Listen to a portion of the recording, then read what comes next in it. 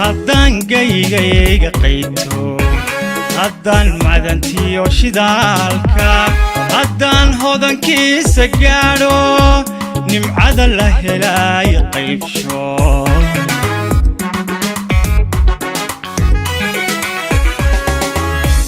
haddaan gaygayga qayto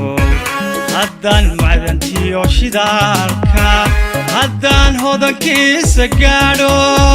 nimcada la helay qaybsho wasiirka wasaaradda tamarta iyo macdanta Somaliland injineer Xuseen Cabdi Ducaali oo ay weheliyaan agaasimaha guud ee wasaaraddaasi Siciid Axmed Jibriil iyo mas'uuliyiin kale ayaa kormeer shaqo ay ugu horgalayeen hawlaha macdan qodista ah ku tagay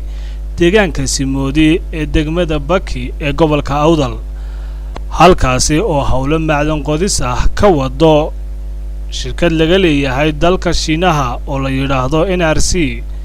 shirkadani NRC ayaa dhawaan xukuumadda Somaliland la gashay heshiis kadib markii ay soo dhamaysay sahamin iyo daraasad cilmiyeysan oo ay ka waday shirkadaasi labadii sano ee u dambeeyay deegaanka Simoodi waxaana shirkadani soo bandhigtay inay ku duugan tahay deegaanka Simoodi ilaa 500,000 oo tan oo macdanta nooca loo yaqaan bayroodka taas oo ay hadda ka bilowday qodistiisa deegaankaasi waxaana heshiiska xukuumadda iyo shirkadda qalinka lagu duugay taariikhdu markii ay ahayd bishii 12aad 2014 kadib markii golaha wasiirada ee xukuumadda Somaliland cod aqlabiyad ah ku meel mariyeen isla markaana ku qanceen heshiiska shirkadaasi iyo macluumaadka ay soo bandhigtay iyo qaabka wasaaradda macdanta iyo tamarta Somaliland heshiiskaasi uu la gashay taas oo waafaqsan dastuurka jamhuuriyadda Somaliland iyo qawaaniinta caalamiga ahba waxaana wafdigii ballaadhnay ee hormuudka ka ahaa wasiirka tamarta iyo macdanta Somaliland injineer Xuseen Cabdi Ducaali markii ay soo gaadheen deegaanka Simoodi ay soo indheeyeen waxqabadada ay ka fulisay deegaanka shirkadda NRC waxaana warbixin ka dhageysteen hawlaha ay ka fuliyeen deegaankaasi hawlwadeenada shirkadaasi supply to all of the Chinese stuff here and also the people around this area they also come here take the water free and also every hours waxa jirta goobtan uurahan waxay leeyihiin biyo waa qaraad kadibna waxa ku talagalnay halkan inay biyaha lagu kala safeeyo deetana biyaha ay macaan noqdaan taasoo dadka deegaanka iyo dadka meesha ka shaqeeyay way cabayaan biyo qabow nadiif oo la filtreys gareeyay ساترتي ده يعني قابتن water system كان نقول سميناه وانا دايق 1 hours come from process speed and enough هالتي تنا واسع كبر الساعة وكابلاستيك أنا سيسمع ماشي نواب وانا بلاي كدينا مكتوب سبعين نقول سمين برا أساس بلاستيك أنا نقول سمين دن إنكم فلان وين وانا سمع كان ديجان كان تياسنين كا سنة سوسة تربيه very high quality processing هو reverse osmosis وانا وفلتر هذه بيع فلتر جريني انترميديا كوتشيني هنا وحول سهل سعيد هي نظيف فضلت هرانو وهي تبدأ تدخليها يكتب تبني كذا من جبات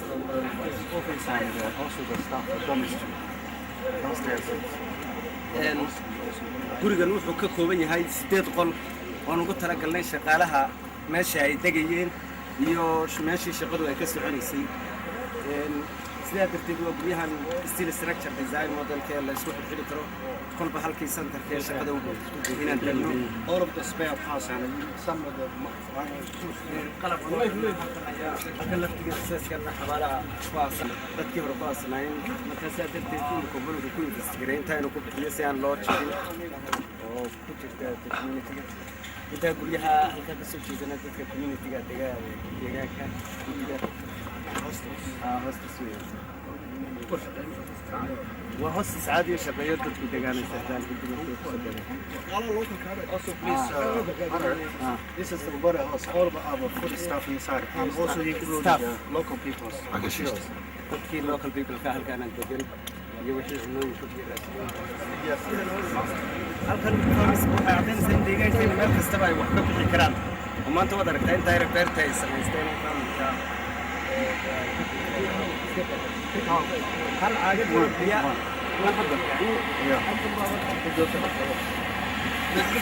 waa ka mudaymadka malaabiya iyo wax yara iyo beertan yari diyaar qaadnay waxaa xitaa biyaha caagad yaro keliya lagu beerayaa seriiska taasoo deegaanka ay ka caawiyeen shirkadda inta badan inaysindiskiisa ay uga garab geli lahaayeen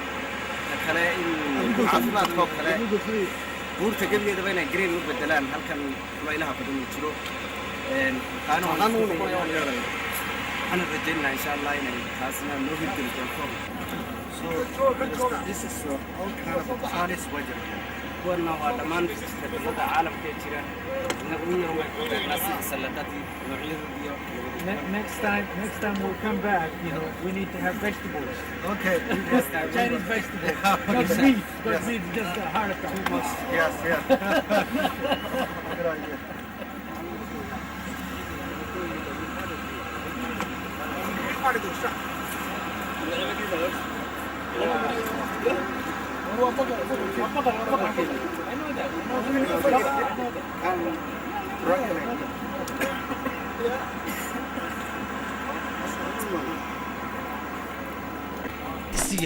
himilada dalkeena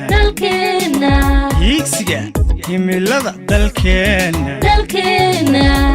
ayaan ka tubtiisa haysta tirkiya dooga iftimay hawada uduga nasaqday midhaha hoobanta hawrtay ilaaca cirka ku horay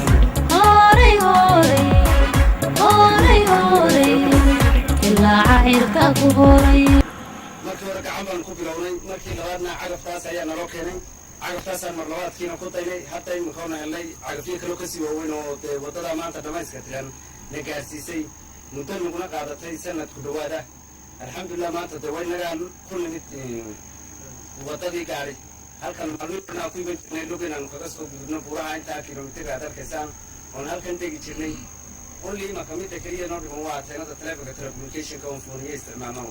marka alxamdulilah dadkii maanta dee caafimaadkoodii xaggii waxbarashada gargaarkoodii degdega noloshii lifekii intii kaleba waanu iska kaashanay mashruucana alxamdulilah aad bay mahadsan yihiin oo dee ay hirgelisay wasaaradda macdinta in badan nagala shaqaysay wasiirka iyo agaasimaha dhammaantood deegaankan oo deegaanada kale la odhan karo way ka duwan yihiin oo garanaya dalka waxa ku jira iyo sida wax loo soo saaro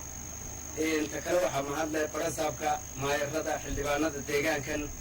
waxaan jecelay deegaanada kalena inay sidan oo kale mashaariicda dalka imanaya ay uga faa'idaystaan oo dhinacooda u qabsadaan in badan waktiga ayaga de waanu ku luminay deegaankan dadka ah iyo shaqaalaha ka shaqeeyaba inay u soo sabraan sida mashruucan u hirgeli lahaa alxamdulilah maantana wakaada galay oo ay waxaana rajaynayaa inuu kan ku kasii weyno uu yimaado dalka isagoo mashruuc karo weeyaan marka dadku iyo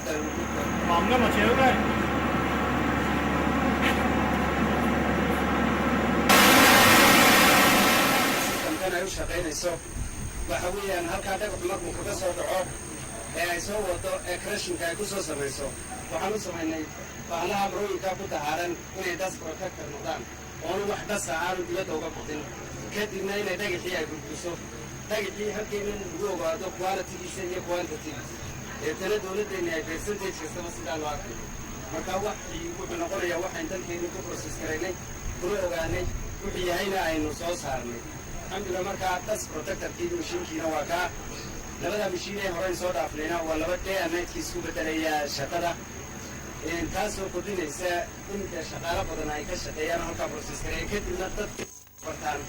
waxaa oo wax dowladdeenu iyo dadkeenu u haraya ayn dhexlan ciidan waa tanaan idiin sheegayo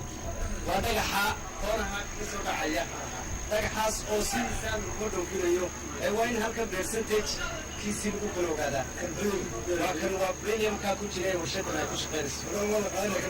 kan waa la kala saaraya haddana laab baa loo diraya kadib marka laabka loo kala diro ayaa la kala saaraya وتعب كل شقينا سو يلا شقينا سا وتعب وضع في سو ساري سن وشكل يلا شكل قصة ميسا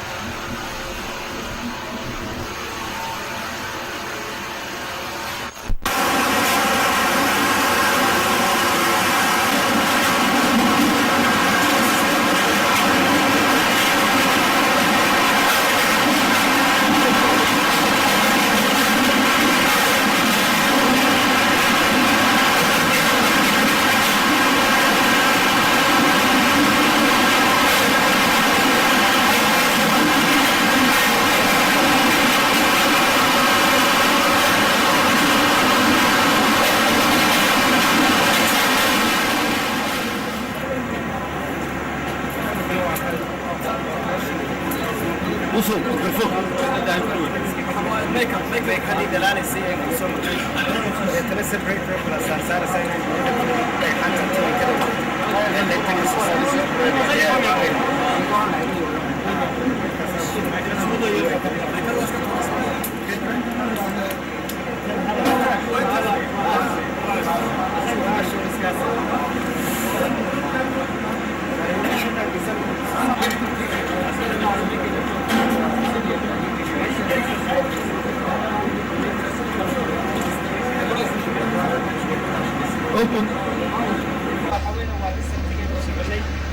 intii badnayd markii kadib laga dhasaaray samsan way ku fakan kartaa laakiin intii badnayd kadib markii laga saaray ujeedadii resultigii loo socday weeyaan inta kale soo hadhay aashkaana waa wax la aasaya deposit dalka different color. This is only one kind. resultigana halkan laboratoryadii lagu process karayn doonaa laguna laboratory in Hargeysa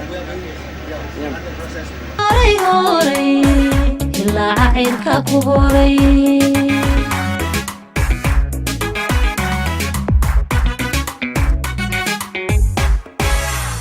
harada buuxdiyo jidhaanta harada buuxdiyo jidhaanta amiga nolol aayatin leh ibada eebe eebala Yeah. Professional. goobtan aynu aragno wadada inoo timid waxa weeyaan cirqii ay raacaynay oo ah brilliumkii aynu doonaynay taasoo depositkan aynu raacayno oo cagaftu hadda ku jirto waa taasoo burburinayso oo jarayso kadibna ay madarqii weynaana u soo socdo ta kale qalab kale oo aad u badan oo ilaa dhowr cagaf oo kale ayaa iyaguna soo socda oo ka shaqayn doona sitekan sida drillingkii shaqadana sida ugu dhasaha badan hadduu allaydma bilaabaya taasoonu odhan karno intaan hawshan aan hadda wadno waanu ku dhamayn karnaa moo kaga bixi karnaa shaqada aan maanta bilownay insha allahna ilaahayna ku guurin doono The other things, our equipment, heavy equipment is also on the way now. Even some of the equipment in progress. haddana qalabka intii naga dhignayd intii ugu horreysay waxay yaalaan dekeda berbera kuwii kalena hadda waa lasoo rarayaa waxaan rajaynaynaa shaqadu inay si dhaqsaa u bilaabi doonto insha allah Thanks to the ministry, they give us enough assessment support. Then we can quickly start the mining. Thanks a lot. waxaa mahadle marka hore ilaahay marka ku xigtana maamulka dowladdan hadda jira gaar ahaan wasiirka macdanta iyo biyaha iyo barasab macdanta wasiirka macdanta waa laga jaray iyo tamarta waxaa kaloo isna mahadle maayarka degmada baki oo isaguna halkan jooga barasaabadii gobolka oo iyaguna suuro geliyey agaasimihii guud ee wasaaradda macdanta iyo biyaha oo markaa shaqadan ayaynu ka hadlaynaaye alxamdulilah maanta waa taa inoo suuro gashay inay bilaabanto waxaanan rajaynaynaa inay saa inoogu socon doonto wasiirka tamarta iyo macdanta Somaliland injineer Xuseen Cabdi Ducaale ayaa tilmaamay socdaalkan uu ku tagay deegaanka Soomodi isagoo xusay inuu ahaa mid ugu kuurgalayo hawlaha macdan qodista ah ee ay ka wado deegaanka Soomodi shirkadaasi hadalka wuu dambayn doonaa xafladii furitaankuna way noo dambayn doontaa madaxdii qaranka ayaa lagu casuumaya marka arrintan si rasmi ah loo furo laakiin hadda imka waxaan doonayaa un kormeer guud inaan wasaarad ahaan farsamo waxa weeye sodcaal farsamo ayaan imika ugu nimi marka waxa weeye halkan dee ruuxu imkana tusay saydadka ka mida meelaha goobaha ka mida ee curuuqda berideebku ay yaaliin laga bilaabi doono insha allah marka qaranka culus yimaado marka kani waa ceeb ka mida oo insha allah marka qalabkan madalqyaal waaweyn oo dhiila waxa gabeedo markii la jebinaya oo cagaftan ka xoog weyn baa soo socda mid berberaabu yaala marka insha allahu qalabkaas markuu yimaado ay hawshan u diyaargaroobaan wixii qalaba iyo wixii mugtay farsama iyo wixii shaqaalaba mugtay waxa loo diyaargaroobaan ayaynu insha allah magaranaysaa in hawshu mugtay inoo bilaabi doontaa inkasta waxa weeye isbitaalkani waa muddadii injineer xuseen cabdi ducaale majaraha u hayay wasaaradda tamarta iyo macdanta somalilan ayay ku tallaabsatay wasaaraddani guulo hor leh iyadoo dhowaan wasaaradda tamarta iyo macdantu somalilan heshiisyo caalami ah la gashay shirkado shidaal ka baadhaya somalilan taas oo noqon doonta mid taariikhiya haddii lagu guulaysto in geyiga somalilan laga soo saaro shidaal dhanka kale wasaaradda tamarta iyo macdanta somalilan ayaa si weyn isugu hawshay sidii looga faa'iidaysan lahaa khayraadka dihin ee ilaahay ku manaystay somalilan waxaanay mar kasta u heelan tahay sidii daaha looga faydi lahaa khayraadkaasi